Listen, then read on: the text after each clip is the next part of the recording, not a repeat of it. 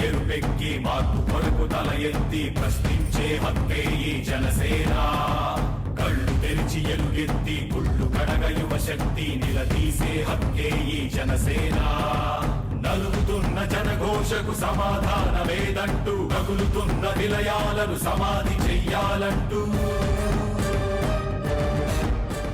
ఇవాళ జనసేన అధినేత పవన్ కళ్యాణ్ గారిని కూడా కలిసి వివిధ అంశాలపైన చర్చించడం జరిగింది.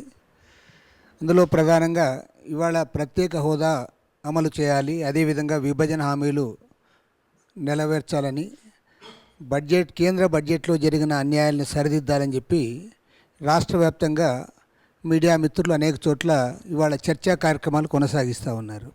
మహా టీవీ వారు విజయనగరంలో చర్చా కార్యక్రమం నిర్వహిస్తూ ఉంటే అక్కడ దౌర్జన్యం చేయడమే కాకుండా అక్కడ ఉన్న ఎడిటర్ మూర్తి గారు ఉండే ఆ గెస్ట్ హౌస్ పైన రాళ్ళు వేయడాన్ని మేము తీవ్రంగా ఖండిస్తూ ఉన్నాం. అదేవిధంగా మన విజయవాడలో కూడా TV9 చర్చా వేదికలో హీరో శివాజీ ఆయన పైన కూడా దాడి చేయడానికి బీజేపీ వారు ప్రయత్నం చేశారు. దాన్ని కూడా మేము సంపూర్ణంగా ఖండిస్తూ ఉన్నాం. ప్రజాస్వామ్యంలో ఇలాంటి వాటికి తావులేదు. వారి పద్ధతులు మార్చుకోవాలి. వారు కూడా వారి అభిప్రాయాలు స్వేచ్ఛగా ప్రకటించవచ్చు తప్ప ఈ రకంగా మేము దౌర్జన్యం ద్వారా ఏదో ప్రజాభిప్రాయాన్ని మార్చగలం అనుకుంటే అది సరైన వైఖరి కాదు. ప్రభుత్వం కూడా ఈ అంశం విషయంలో ఎవరైతే దౌర్జన్యాలకు పాల్పడుతూ ఉన్నారో వారిపైన కఠినంగా చర్యలు చేపట్టాలని చెప్పి కూడా మేము డిమాండ్ చేస్తూ ఉన్నాం. అదేవిధంగా రాష్ట్రంలో ఇవాళ 23,000 మంది విద్యుత్ కాంట్రాక్ట్ కార్మికులు సమ్మె చేస్తూ ఉన్నారు. గతంలో కూడా వామపక్ష పార్టీలు, జనసేన పార్టీ అందరూ కూడా వారి సమస్యలపైన ప్రభుత్వ దృష్టికి తెచ్చాము. అయినా సరే ప్రభుత్వం పరిష్కారం చేయనందువల్ల వారు సమ్మెలో ఉన్నారు.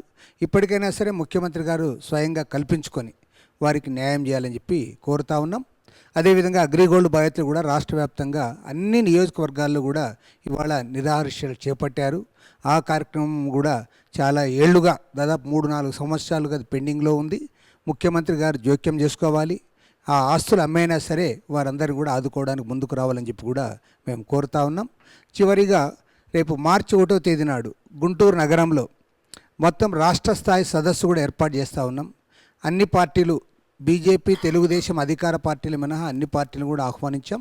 దానికి జనసేన అధినేతగా పవన్ కళ్యాణ్ గారు కూడా ఆ రాష్ట్ర సదస్సులో పాల్గొనడం ద్వారా రాష్ట్రంలో జరుగుతున్న ఈ ఉద్యమానికి మరింత మద్దతు ఇవ్వాలని చెప్పి కూడా మేము కోరాం. ఈ అంశం పైన పవన్ కళ్యాణ్ గారు కూడా స్పందిస్తారు. జాయింట్ ఫ్యాక్ట్ ఫైండింగ్ కమిటీ కొనసాగింపుగా ఈరోజు రామకృష్ణ గారిని కలవడం జరిగింది. దానికి సంబంధించిన సబ్ కమిటీలు, రిపోర్ట్స్ ఇవన్నీ అది కూడా మాట్లాడుకున్నాం. ఇందాక మేము మాట్లాడుకున్నప్పుడు ఇప్పుడే మా దృష్టికి వచ్చింది, ఇందాక మహా టీవీ దీని ప్రత్యేక హోదా మీద డిబేట్స్ అన్ని జరుగుతున్నప్పుడు వాళ్ళ మీద దాడి చేశారు నిన్న రాత్రి అని చెప్పారు. అలాగే మొన్న ఇంకొక టీవీలో జరుగుతున్నప్పుడు ఇంకొకరి మీద కూడా దాడి జరిగిందని చెప్పారు. నా విన్నపం ఏంటంటే, నా మీద కూడా రకరకాలుగా మాట్లాడుతున్నా కానీ నేను భరిస్తాను. వ్యక్తిగానే నేను ఇంత భరించినప్పుడు ఒక పార్లమెంట్లో పాస్ చేసిన బిల్లు మీద ప్రజలకి సమాచారం తెలుసుకునే హక్కు ఉంది.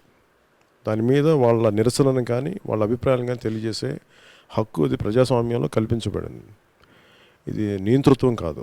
అందుకని దయచేసి ఎవరి అభిప్రాయాలను వాళ్ళని వెలుపుచ్చేలాగా ఒకసారి ఇబ్బంది కలిగినా కానీ అది మనం వినటం, అది మన ప్రజాస్వామ్యం తాలూకు లక్షణం. అది దాన్ని దయచేసి అలాగా దాడులు చేస్తే మనం బలహీనపడతాం కానీ బలపడం. అందుకని దయచేసి ఇలాంటి ముందు జరగకుండా కూడా ప్రజలు సంపూర్ణంగా స్వచ్ఛందంగా వాళ్ళ అభిప్రాయాలు చెప్పుకునే వాతావరణాన్ని కల్పించేలా రాష్ట్ర ప్రభుత్వం కూడా వాళ్ళకి రక్షణ కల్పించాలని నేను మనస్ఫూర్తిగా కోరుకుంటాను. మొన్న విజయవాడ వెళ్ళినప్పుడు ఈ కాంట్రాక్ట్ విద్యుత్ కార్మికుల సమస్య కూడా నేను ఆ రోజు అందరు చూశారు. ఆ రోజున వాళ్ళకి నేను మద్దతు తెలపడం జరిగింది. వాళ్ళందరూ రకరకాల పరిస్థితుల్లో చాలా యాక్సిడెంట్లు గురయ్యి మాకు చాలా ఇబ్బందికరమైన పరిస్థితుల్లో ఉన్నాం. మాకు అంటే వాళ్ళకి తెలంగాణ ప్రభుత్వం తెలంగాణలో చేసింది, అలాగే మాకు అదే రూల్స్ మాకు అప్లై చేయమని అడుగుతూ ఉన్నారు. ఆల్రెడీ సర్ప్లస్ పవర్ ఉంది. వీటన్నిటినీ అలా సర్ప్లస్ పవర్ ఉన్న మన రాష్ట్రంలో దానికి సంబంధించిన కాంట్రాక్ట్ విద్యుత్ కార్మికులు కూడా అండగా నిలబడాల్సిన అవసరం రాష్ట్ర ప్రభుత్వానికి ఉంది. ముఖ్యమంత్రి గారిని కూడా దీని మీద చర్యలు తీసుకోవాల్సిందిగా కోరుకుంటున్నాం. అలాగే అగ్రిగోల్డ్ కార్మికులు కూడా కన్సిస్టెంట్ ఇంకా న్యాయం జరగలేదు, బాధల్లో ఉన్నారు. మీరు వారి అండగా కూడా నిలబడాలని మేము మనస్ఫూర్తిగా కోరుకుంటున్నాం.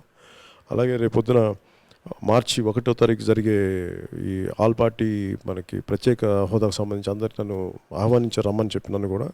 కాదు నాకు ఒక 2 రోజులు చెప్తాను, ఎందుకంటే ఆల్రెడీ నాకు ముందుగా ఈ ప్రోగ్రామ్ తెలియలేదు కాబట్టి నేను వేరే కొంచెం పెద్ద స్థాయి మీటింగ్స్ ఏవి ఉన్నాయి, వాళ్ళందరినీ ఒకసారి ఒప్పించి నేను దానికి వచ్చే ప్రయత్నం అయితే నేను చేస్తాను. అది 1-2 రోజులు తెలియజేస్తాను.